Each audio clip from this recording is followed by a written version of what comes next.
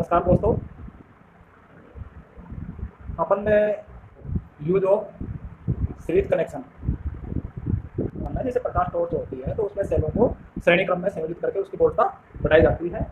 Car battery इत्यादि में sales, जैसे 12 वोल्ट कार बैटरी में 12 वोल्ट की बैटरी काम आती है, तो 12 वोल्ट प्राप्त करने के लिए 1.5 वोल्ट के या 1.5 वोल्ट के सेलों को श्रेणी क्रम में संयोजित करके प्राप्त की जाती है। सजावट के लिए मिनी लैंप्स का समूह, तो सजावट के लिए जो छोटे छोटे बल्बों की लड़ी होती है उनका मान जितना भी वोल्ट होता है, 1 वोल्ट 3 वोल्ट 6 वोल्ट जितना भी होता है, तो जो स्रोत वोल्टता है उसके हिसाब से कैलकुलेशन करके उन बल्बों को श्रेणी क्रम में संयोजित किया जाता है। बल्बों को श्रेणी क्रम में संयोजित किया जाता है। जैसे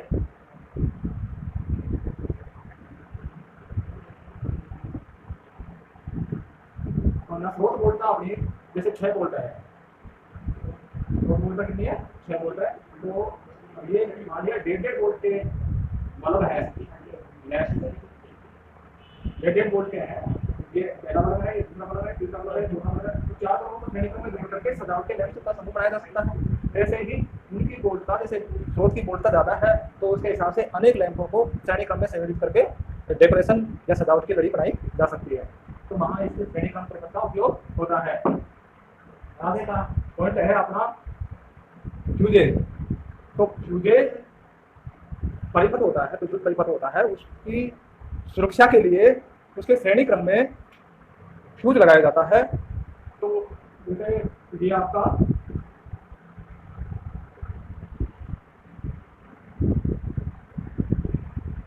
230 वोल्टेज है, ये प्लस है, ये माइनस। यहाँ अपन फ्यूज लगाए हैं, तो ये आपके पेट्रोल है, ये है फ्यूज, ये R1 पेट्रोल है, R2 है, R3 है। ऐसे जो फ्यूज लगाया जाता है वो परिपथ के किसमें लगाया जाता है? श्रेणी क्रम में। इसलिए फ्यूज का उपयोग भी, फ्यूज संयोजन भी श्रेणी का उपयोग है। अतिभारित कुंडल, अतिभारित कुंडल या इसको कह सकते हैं ओवरलोड कोयल। तो ओवरलोड कोयल परिपथ की सुरक्षा के लिए लगाई जाती है और कोयल में द्विधातु पत्तियां होती है। वह जो निश्चित मान के करंट है या निश्चित मान की धारा है उसको तो प्रवाहित होने देती है, अधिक करंट प्रवाहित होने पर वह द्विधातु पत्तियां मुड़ जाती है और परिपथ का विच्छेद या परिपथ को ऑफ कर देती है। तो वहाँ भी है, इसके बारे में अतिभारित रिले के बारे में अपन आगे मोटरों में जाकर के पढ़ेंगे। तो अतिभारित कुंडल के लिए संयोजित होती है, वहाँ भी श्रेणी परिपथ में ही संयोजित होती है, श्रेणी कनेक्शन ही होता है। आगे है 1 वोल्ट मापी के गुणक। इसको भी अपन मापी यंत्रों में पढ़ेंगे, लेकिन यहाँ श्रेणी परिपथ के उपयोग है इसलिए इसको दिखाया गया है। तो 1 वोल्ट मापी जैसे 5 वोल्ट माप रहा है, उस वोल्ट मापी की परास बढ़ाने के लिए, जैसे उससे अपन को 12 वोल्ट मापना है या अधिक वोल्ट मापना है, तो जो उसमें प्रतिरोध संयोजित है तो उनके श्रेणी क्रम में जो प्रतिरोध लगाया जाता है उनको गुणक कहते हैं। तो वोल्ट मापी में जो उसकी रेंज बढ़ाने के लिए जो प्रतिरोधों का संयोजन होता है वह श्रेणी में होता है, इसलिए श्रेणी परिपथ का उपयोग कहाँ हुआ है? 1 वोल्ट मापी के गुणक में भी होता है। ये तो हो गया अपना कल का पॉइंट।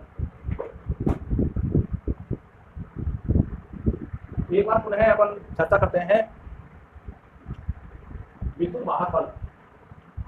विद्युत वाहक बल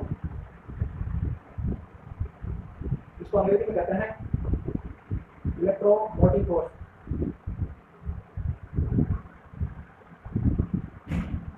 शॉर्ट में कहते हैं इसको EMF।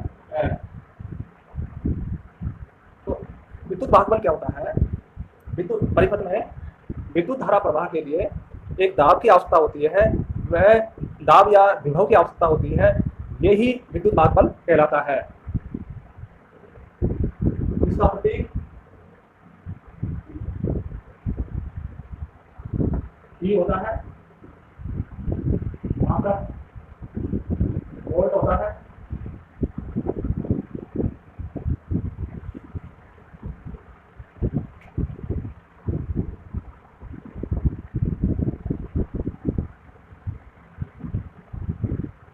और विद्युत वाहक को कहते हैं जिस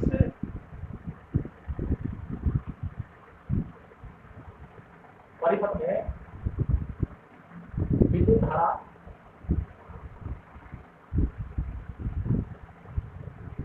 प्रवाह के लिए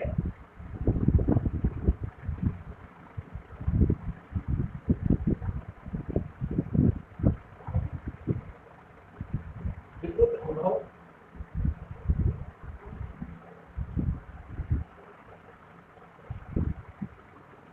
विभव की प्रवाह कहते हैं कि आपका होती है। तो ये दाब ही क्या कहता है, यह है विद्युत विभव। दाब ही विद्युत बादल कहलाता है,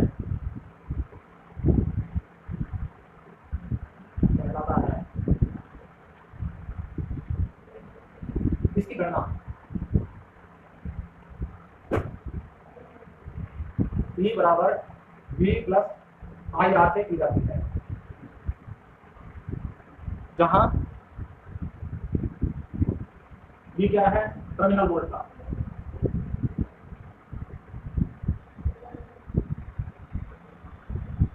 I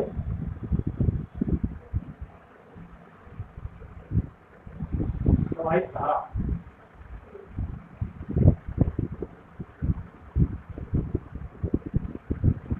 स्रोत का आंतरिक प्रतिरोध, R है स्रोत का आंतरिक प्रतिरोध।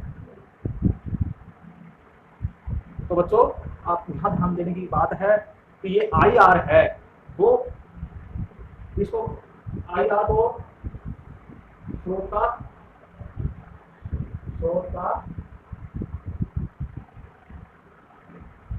वोल्ट का पार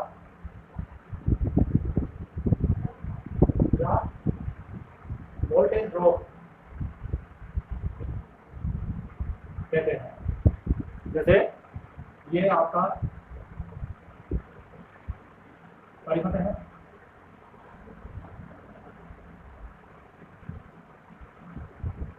ये आपका स्विच है,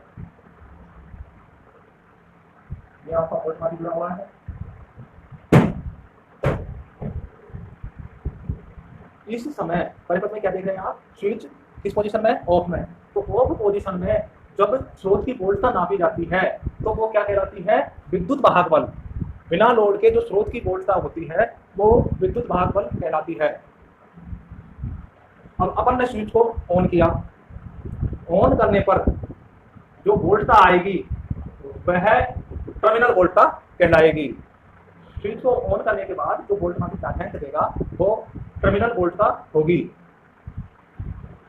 तो ये टर्मिनल वोल्टता है जो विद्युत वाहक बल से कम होती है। कम क्यों प्राप्त होती है, क्यों स्रोत में भी कुछ आंतरिक प्रतिरोध होता है, स्रोत का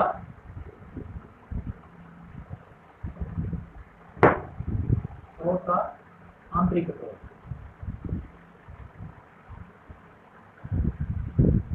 ये स्रोत का आंतरिक प्रतिरोध है, इसमें से धारा प्रवाहित होती है आयमान की।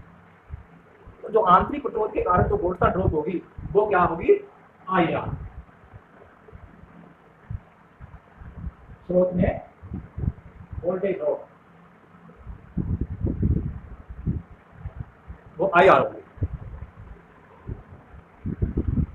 ठीक है बच्चों, अब आगे देखते हैं अपन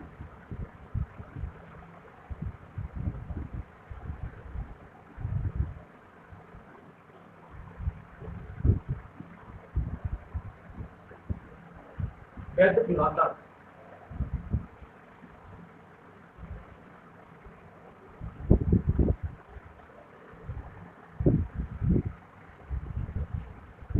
किसी वैद्युतिक परिपथ में दो बिंदुओं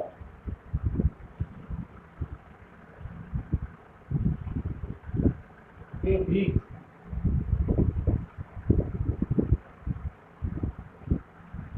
वैद्युत विभव, इसे दाब कहते हैं, अंतर को विभवांतर कहते हैं।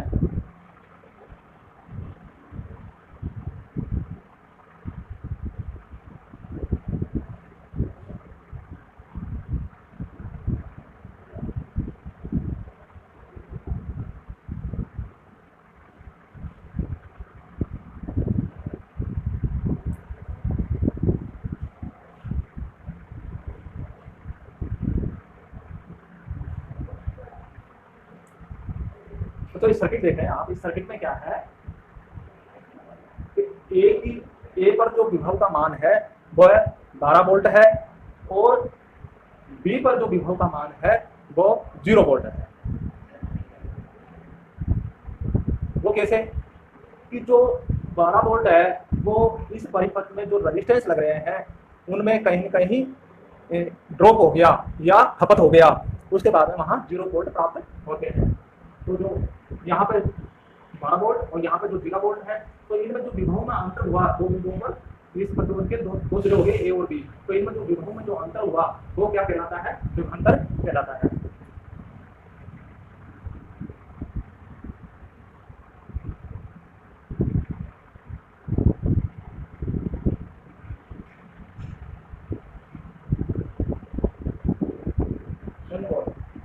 ए पर 12 वोल्ट, बी पर 0 वोल्ट, तो ये विभव अंतर हुआ है प्रतिरोध के सिरों पर, जैसे दो बिंदुओं पर काम में अंतर को विभवांतर कहते हैं। तो यहाँ 12 वोल्ट है, यहाँ 0 वोल्ट है। यहाँ 0 वोल्ट इसलिए है, आगे गणना करके समझेंगे इसके बारे में। यहाँ 0 वोल्ट इसलिए है कि ये 12 वोल्ट इस परिपथ में लगे प्रतिरोधों में खपत हो गया या व्यय हो गया, या कह सकते हैं कि ड्रॉप हो गया, जिसको वोल्टेज ड्रॉप कहते हैं, IR हो गया है।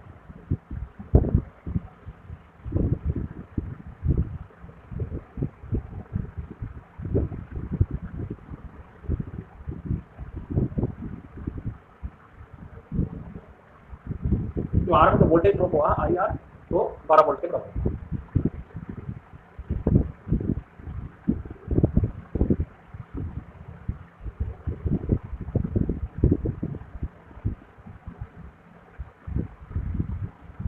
इसका मान सदैव EMF से कम होता है। प्रतीक इसका V है। मात्रक वोल्ट्स है।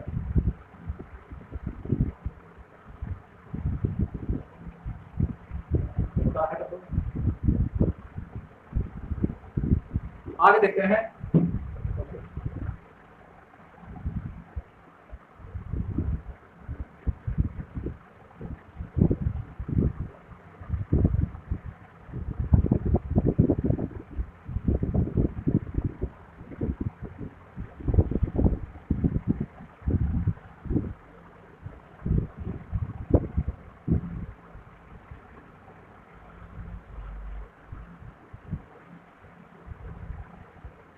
है टर्मिनल वोल्ट का।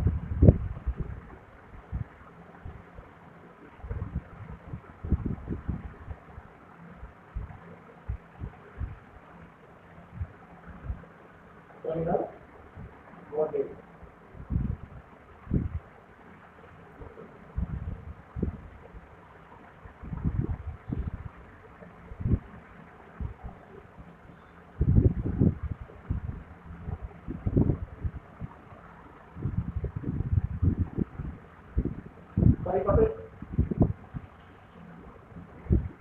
परिपथ को अपन ने ऑन कर दिया।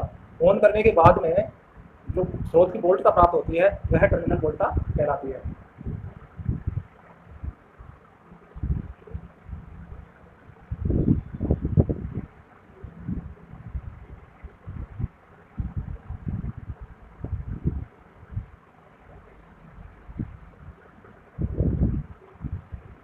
स्रोत की वोल्टता टर्मिनल वोल्टता कहलाती है।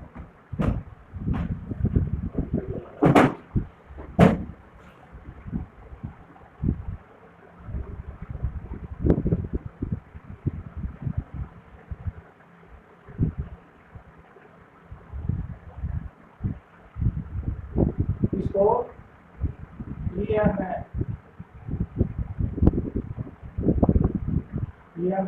EMF में से जो स्रोत में जो वोल्टता पतन हुआ उसको घटा करके प्राप्त की जाती है।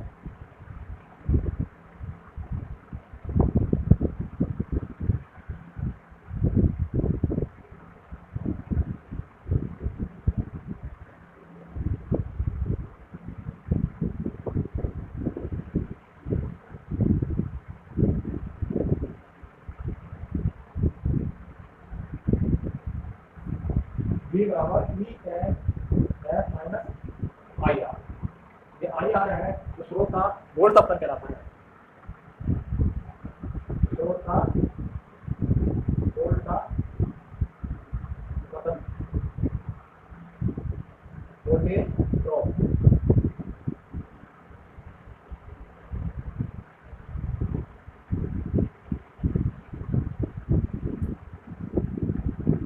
आई हरा है और आर स्रोत का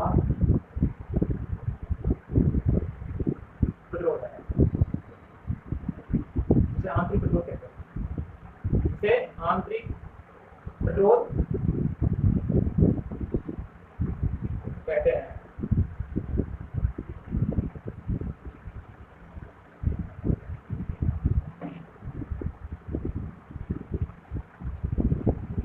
आगे वोल्ट का पतन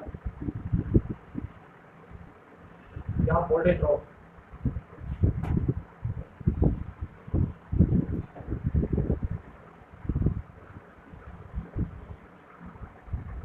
ये वोल्टेज ड्रॉप अब पढ़ रहे हैं, अपन पुनः पढ़ रहे हैं। तो ये होता है जैसे परिपथ में प्रतिरोध संयोजित होते हैं, इन प्रतिरोधों में जो प्रतिरोधों के द्वारा जो व्यक्तिगत वोल्टता व्यय की जाती है उनको वोल्टता पतन कहते हैं।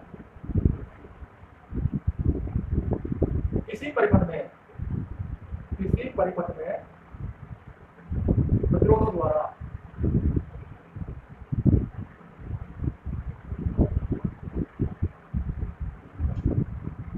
व्यय वोल्टता को वोल्टता पतन या वोल्टेज ड्रॉप कहेंगे। बच्चों ये वोल्टता पतन जो वोल्टेज ड्रॉप होता है इसको आई आर ड्रॉप भी कहते हैं। इसको आई आर ड्रॉप भी कहते हैं। तो किसी परिपथ में प्रतिरोधों द्वारा व्यय वोल्टता को वोल्टता पतन कहते हैं।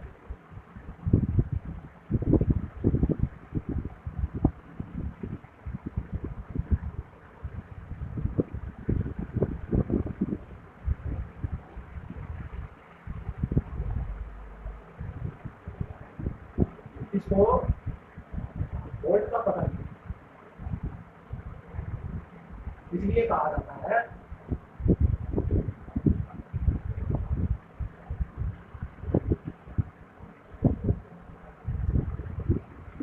क्योंकि ओम के नियम से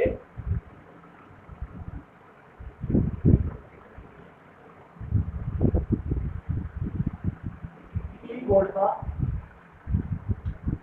बराबर होता है आई आर, इसलिए इसको वोल्ट का पतन कहा जाता है।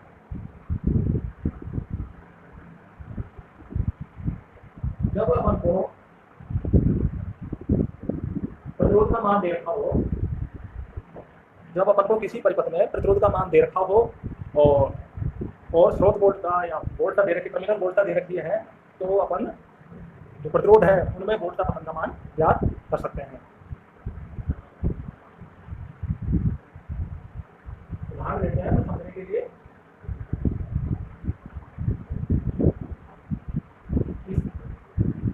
नीचे परिपथ है, परिपथ में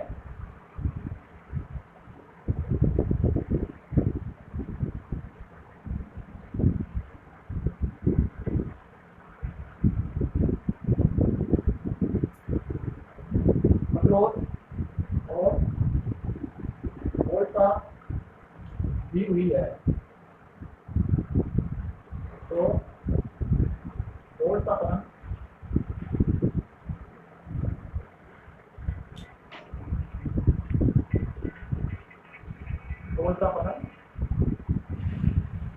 ज्ञात किया जा सकता है।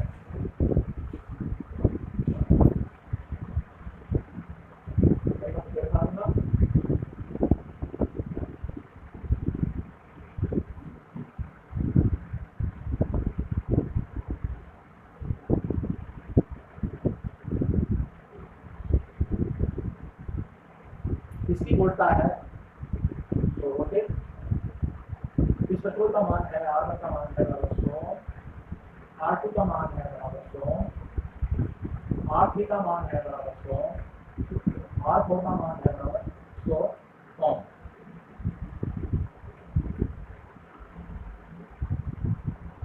ये प्लस ए है, ये माइनस बी बिंदु है, यहाँ सी बिंदु है, यहाँ डी बिंदु है, यहाँ ए बिंदु है।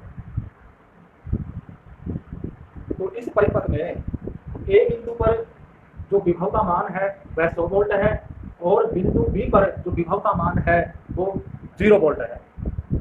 तो यहाँ 0 वोल्ट है, इसका मतलब क्या हुआ कि जो परिपथ में जो प्रतिरोध लग रहे हैं उनमें इस 100 वोल्टता का कहीं न कहीं हांस हुआ है या 100 वोल्टता उन प्रतिरोधों में व्यय होगी।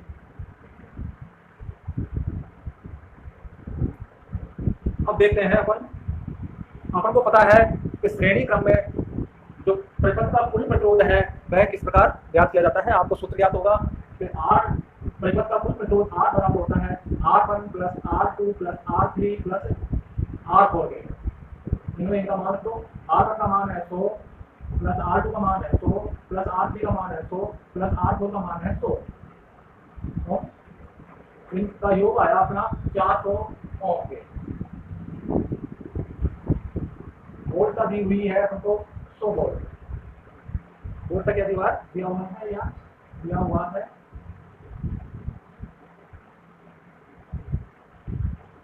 अब श्रेणी परिपथ है तो प्रवाहित परिपथ में सभी भागों में जो प्रवाहित होने वाली धारा है वो एक ही होगी और वह क्या होगी, जैसे ओम के नियम के अनुसार अपन ने पढ़ा था कि R बराबर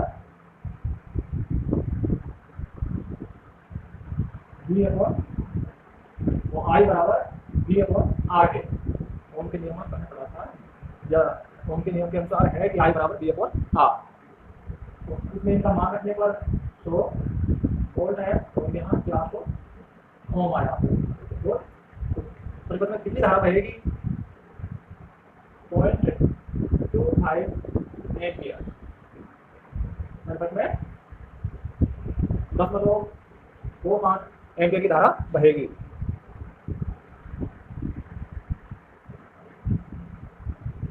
परिपथ के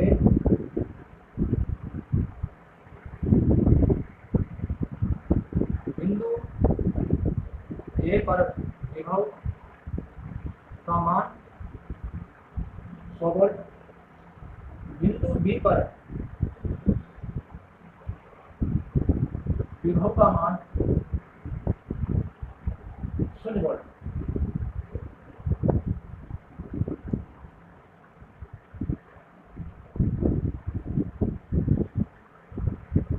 इसका मतलब क्या हुआ, इसका मतलब क्या हुआ कि बिंदु ए और बी के बीच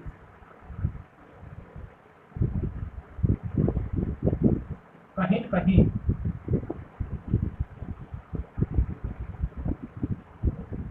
100 वोल्ट का अंश 100 वोल्ट का अंश या नुकसान या खपत कह सकते हैं हुआ है। देखते हैं आगे क्या करते हैं कैसे हुआ खपत।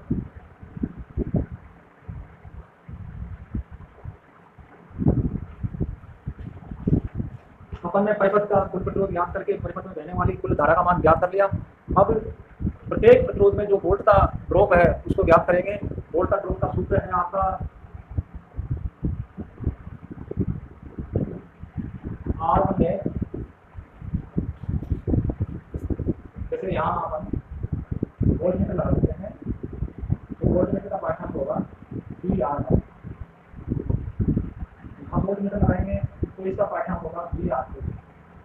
यहाँ वोल्ट मीटर लगाएंगे तो इसका पाठ्यांक होगा VR3। यहाँ वोल्ट मीटर लगाएंगे तो इसका पाठ्यांक होगा VR4। तो जो VR1 है, VR2 है, VR3 है, VR4 है, जो क्या है प्रतिरोधों में वोल्टेज ड्रॉप। तो VR1 का मान क्या हो गया, VR1 इसमें प्रवाहित धारा I है तो ये सभी प्रतिरोधों में उसी एक ही मान की धारा बहेगी। तो सभी प्रतिरोधों में धारा का मान क्या होगा I। आई इंटू R1 बराबर क्या हो गया, आई का मान कितना आया अपना 0.25 एम्पियर इंटू R1 का मान है 100 ओम, तो बराबर कितना आ गया 25 वोल्ट। VR2 का मान आई इंटू R2 बराबर 0.25 इंटू 100 बराबर आ गया 25 वोल्ट।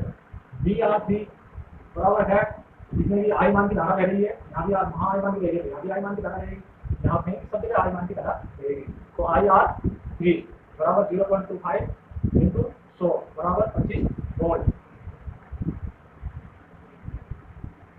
VR4 बराबर आई इंटू R4 बराबर 0.25 इंटू 100 बराबर 25 वोल्ट। अब जो वोल्टेज ड्रॉप है, प्रतिरोधों में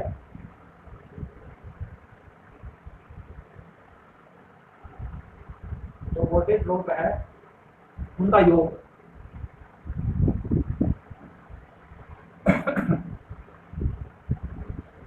25 plus VR1 plus VR2 plus VR3 plus VR4 बराबर है 25 प्लस 25 प्लस 25 प्लस 25 प्लस 25 बराबर 100 वोल्ट। तो अभी ये देखते हैं अपन इन प्रतिरोधों में जो टर्मिनल वोल्टता है 100 को पूरी खपत होगी, तो बिंदु बी पर वोल्टता क्या बची 0।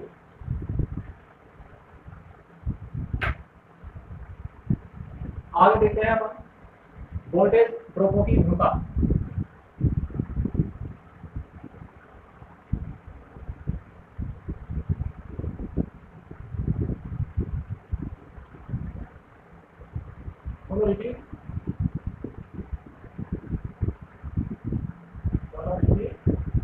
और वोल्टेज ड्रॉप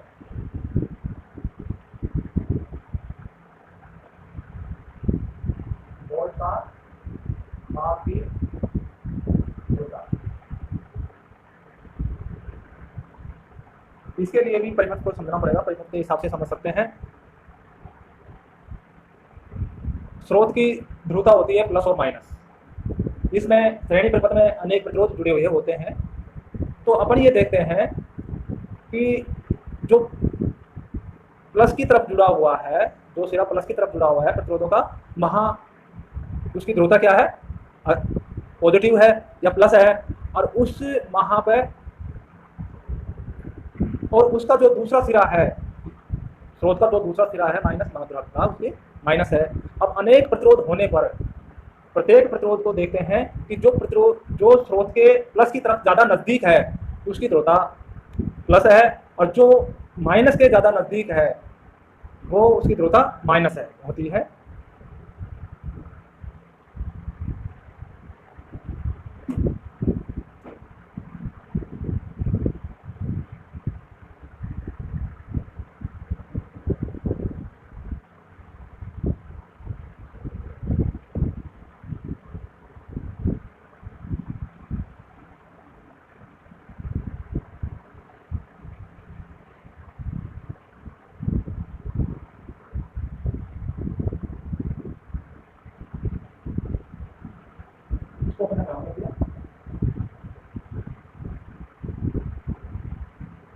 ये R1 है, ये R2 है, और ये आपका R3 है। इसमें जो धारा प्रवाहित होगी पूरे तत्व में होने के कारण एक मान की धारा प्रवाहित होगी, तो इस धारा का नाम होगा I।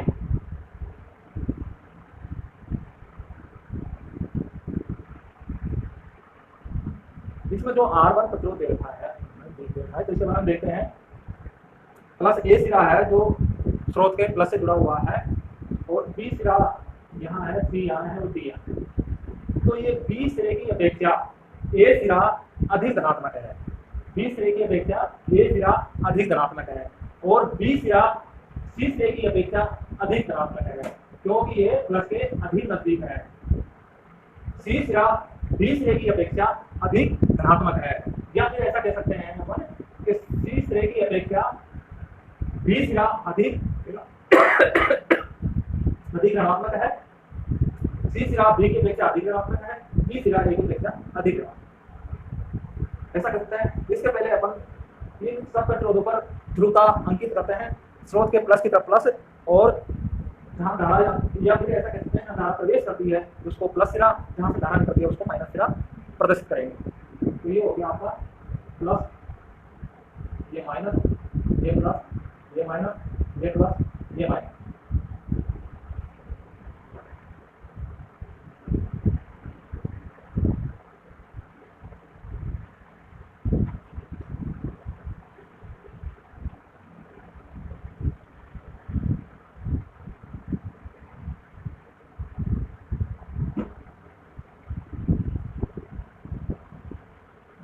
अब अपन ने जहाँ परिपथ में प्रतिरोधों की ध्रुवता अंकित कर दी,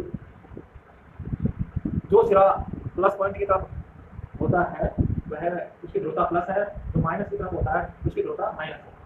अब बिंदु ए पर देखते हैं कि इसकी ध्रुवता प्लस है, तो यहाँ जो विभव का मान हुआ वो जैसे स्रोत की वोल्ट का है 95 वोल्ट, R1 का मान है, यहाँ पे अपन ने वोल्ट मीटर संयोजित किया, इसकी वोल्ट का है 10 वोल्ट। यहाँ जो अपन ने वोल्ट मीटर संयोजित किया उसकी वोल्ट का है 25 वोल्ट, उसकी वोल्ट का है 25 वोल्ट, और यहाँ पे जो वोल्ट मीटर संयोजित हो रहा है उसकी वोल्ट का है आपके 60 वोल्ट।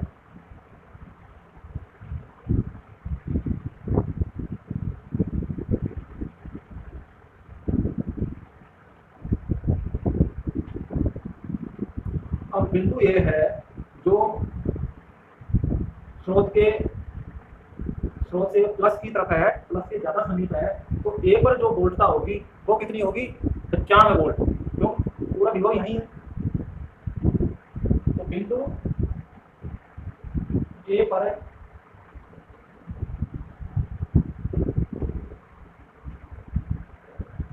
वोल्टता होगी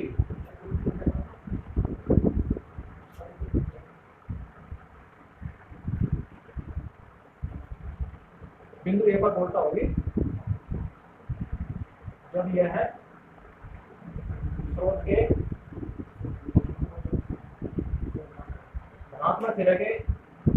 धनात्मक सिरे के ज्यादा समीप है।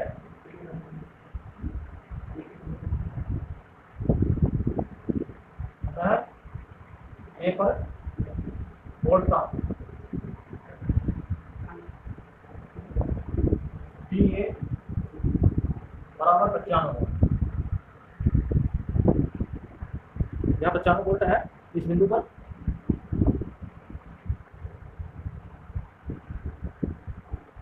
R1 के सिरों पर जो वोल्ट का पतन है वह 10 वोल्ट है, तो B पर वोल्टता होगी R1 में वोल्ट का पतन 10 वोल्ट है, तो बिंदु बी पर वोल्टता होगी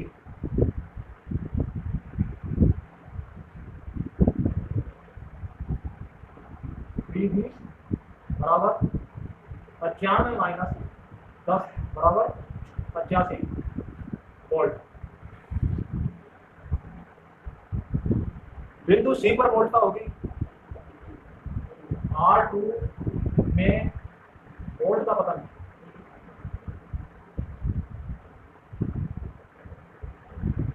25 वोल्ट है, तो बिंदु सी पर वोल्टता होगी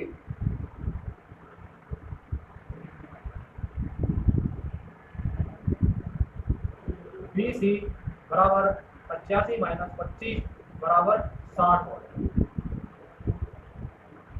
अब बिंदु डी पर वोल्टता क्या होगी जब R3 में वोल्ट का पतन 60 वोल्ट है, तो डी बिंदु पर वोल्टता होगी VD बराबर